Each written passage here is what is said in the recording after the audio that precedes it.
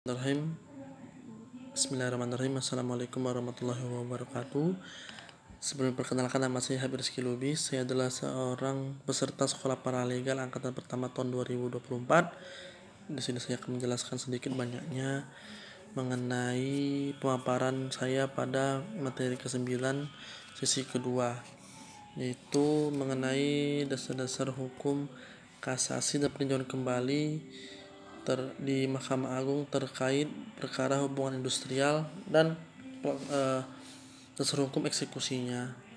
Jadi untuk kasasi ini secara hakikatnya adalah permohonan yang diajukan oleh pemohon kasasi yang dimana perkaranya itu telah dilakukan upaya hukum banding kecuali ditentukan lain oleh undang-undang.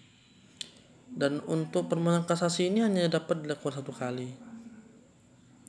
Untuk perselisihan hubungan industrial sendiri, permohonan kasasi ini adalah termasuk yang ditentukan lain oleh undang-undang, sehingga dalam pelaksanaan kasasi perselisihan hubungan industrial itu tidak melalui upaya banding di pengadilan tinggi terlebih dahulu, namun dari pengadilan perselisihan hubungan industrial itu apabila ingin diajukan upaya hukum maka langsung melalui upaya hukum banding, maksud saya upaya hukum kasasi di Mahkamah Agung.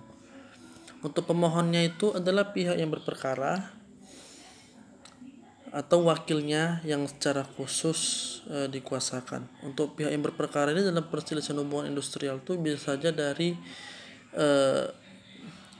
tenaga kerjanya atau dari pelaku usahanya gitu, atau si pemberi kerja lah istilahnya.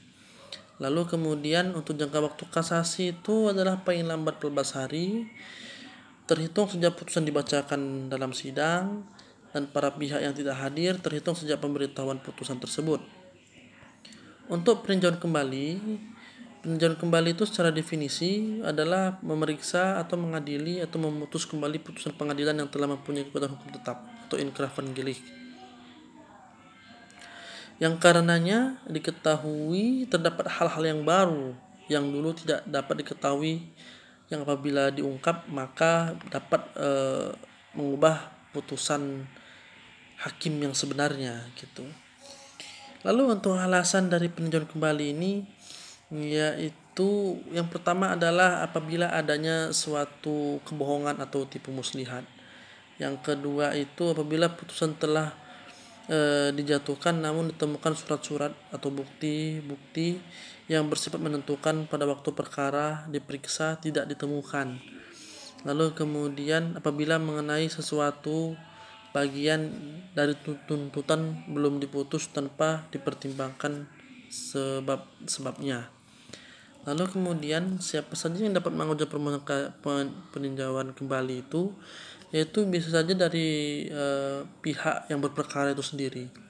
Yang kedua itu adalah ahli warisnya apabila si pemohon ini sudah meninggal dunia. Yang ketiga adalah seorang wakilnya yang telah secara khusus dikuasakan untuk menangani perkara peninjauan kembali ini. Yang keempat adalah orang ketiga.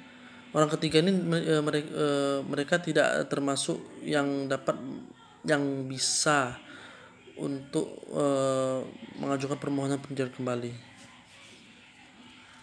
Lalu kemudian untuk tengah waktunya itu adalah 190 hari. Secara filosofis, peninjauan kembali itu untuk mengantisipasi secara unsur manusiawi. Dikarenakan kadangkala penegak hukum terutama hakim bisa saja hilaf atau salah dalam membuat suatu amar putusan. Yang kedua adalah unsur kebohongan, di mana kebohongannya itu adalah kenyataan yang tidak bisa disangkal. Yang ketiga adalah unsur-unsur yang ditemukan al bukti baru, itulah yang disebut dengan novum tadi. Ada penemuan barunya gitu. Lalu kemudian untuk eksekusi putusan. Untuk eksekusi putusan ini pada dasarnya ada asas-asasnya. Yang pertama adalah eksekusi putusan terutama untuk perkara perdata itu dilakukan oleh ketua pengadilan.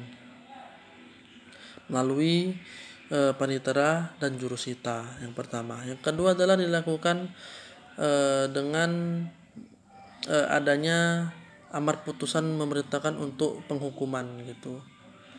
Jadi isinya tuh ada putusan yang bersifat kondemnatoir gitu, yaitu menghukum para pihak yang kalah.